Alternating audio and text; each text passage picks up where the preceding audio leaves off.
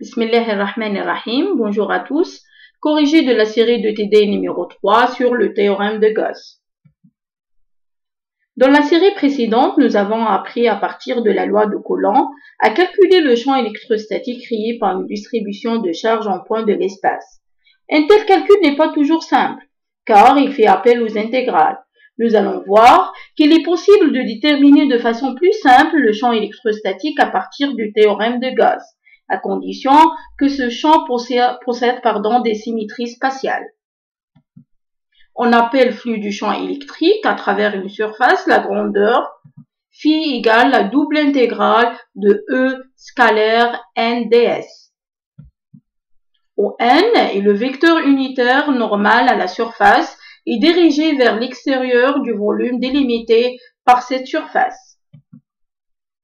Le théorème de Gauss exprime la relation entre le flux électrique à travers une surface fermée et le nombre de charges présentes à l'intérieur du volume entouré par cette surface. Alors, la double intégrale de E scalaire n ds égale à la somme de Q intérieur divisé par epsilon 0.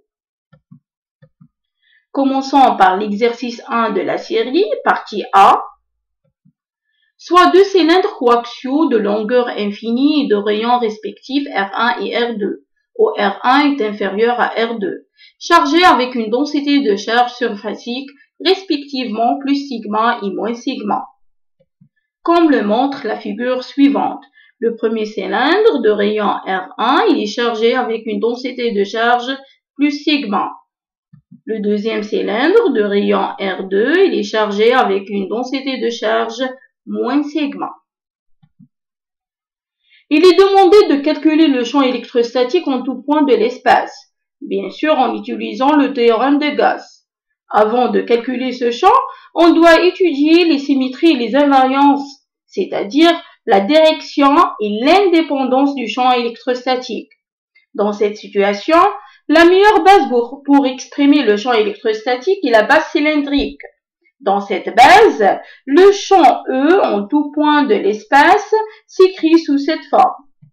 E égale ER UR plus Eθ Uθ plus EZ UZ. Les plans UR UZ et UR Uθ sont des plans de symétrie pour la distribution de charges. Donc, le champ E appartient à l'intersection de ces deux plans, d'où E est radial, c'est-à-dire il est suivant UR. De plus, la distribution de charge est invariante par translation suivant OZ et par rotation autour de l'axe OZ. Donc, le champ E dépend seulement de la variable R et il est radial. D'après le théorème de Gauss, l'intégrale de E scalaire n ds égale à la somme de Q intérieur divisé par epsilon 0.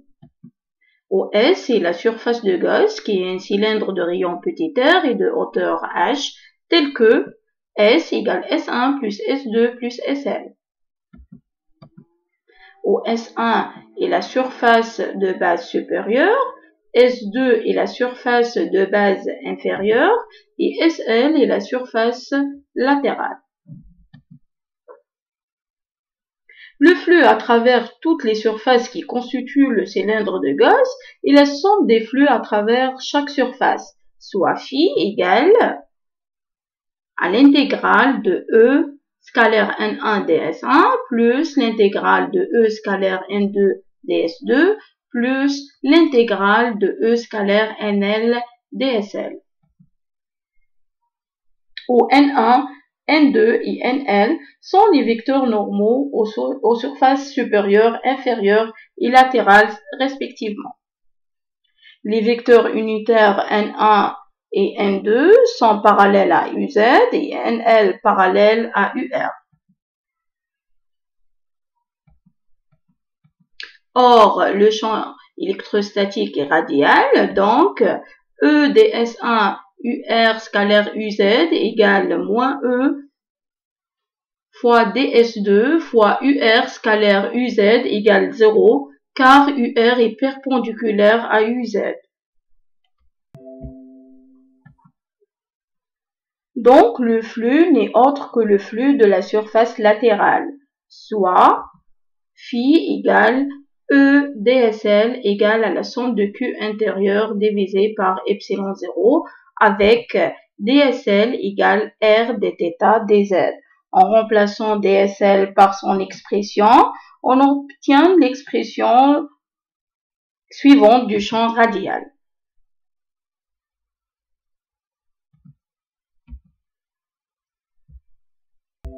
Calculons maintenant la charge totale à l'intérieur de la surface de Gauss. On a 3 cas.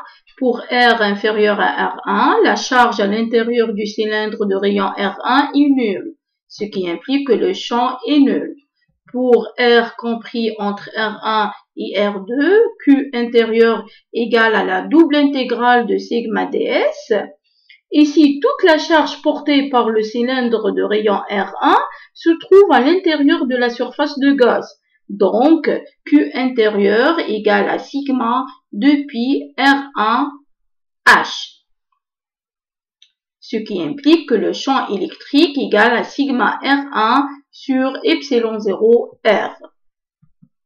Pour R supérieur à R2, la charge dans la surface de Gauss est la charge des deux cylindres ensemble, soit Q intérieur égale sigma 2pi R1H moins sigma 2pi R2H. D'où E égale sigma sur epsilon 0 R, R1 moins R2. Il est demandé de calculer le potentiel V de R en tout point de l'espace, c'est-à-dire dans les différentes régions citées précédemment. On déduit le potentiel à partir de la relation suivante, E égale moins grade V. Puisque le champ est radial, on peut écrire que V égale l'intégrale de moins ER dr. Pour R inférieur à R1, on a E de R égale 0, donc V égale une constante. Pour R compris entre R1 et R2, V1 s'écrit sous cette forme. Pour déterminer la constante d'intégration V01, on utilise la condition de la continuité du potentiel en R égale R1, telle que V de R1 égale V1 de R1.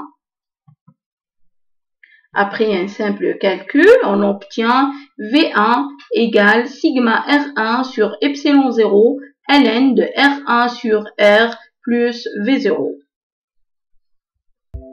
Pour R supérieur à R2, le potentiel V2 s'écrit sous cette forme.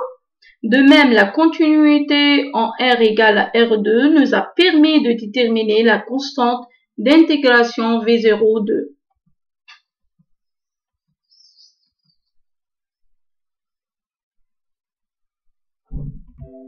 Passons maintenant à la deuxième partie de l'exercice, partie B.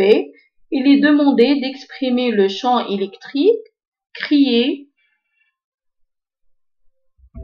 en deux points M de l'espace par une distribution volumique de charge ρ positive, répartie uniformément entre deux cylindres coaxiaux de longueur infinie, de rayons respectifs R1 et R2, comme le montre la figure suivante.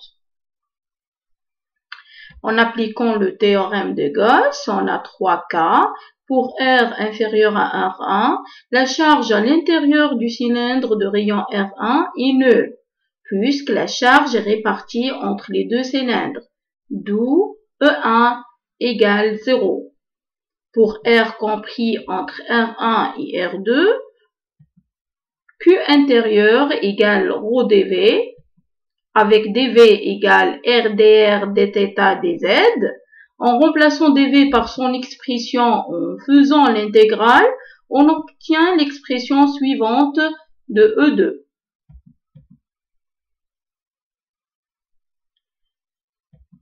Pour R supérieur à R2, on obtient l'expression de E3 en intégrant RdR entre R1 et R2. La variation du champ électrostatique en fonction de R est montré sur la figure suivante.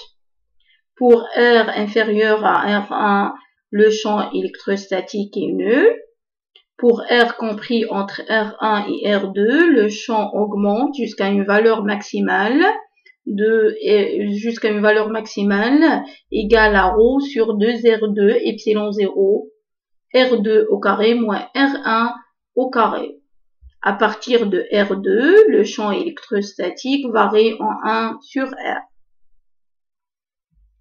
Ensuite, il est demandé de vérifier la continuité du champ électrostatique à la traversée du cylindre, c'est-à-dire on doit vérifier que E1 de R1 égale à E2 de R1 et E2 de R2 égale à E3 de R2.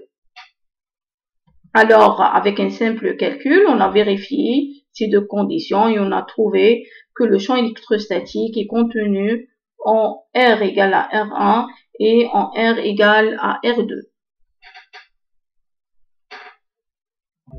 Passons à la troisième question. On va chercher l'expression de sigma en fonction de ρ, R1 et R2 lorsqu'on fait tendre R1 vers R2. La charge totale des deux cylindres coaxiaux avec une densité volumique ρ est QV égale ρ fois R2 au carré moins R1 au carré pH. La charge totale dans le cas d'un cylindre de rayon R2 est QS égale sigma 2pi R2H. La conservation de charge donne QV égale QS.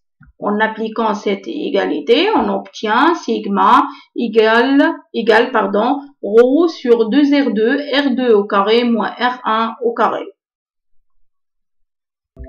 Dans la dernière question, on doit retrouver les expressions de E créées par un cylindre creux de rayon R2.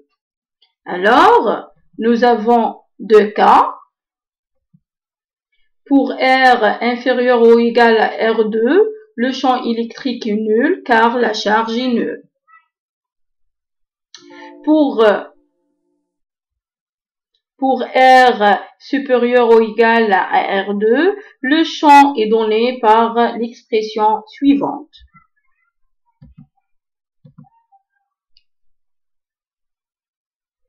En remplaçant sigma par son expression, on obtient le champ électrostatique égal à ρ fois R2 au carré moins R1 au carré sur 2 epsilon 0 R.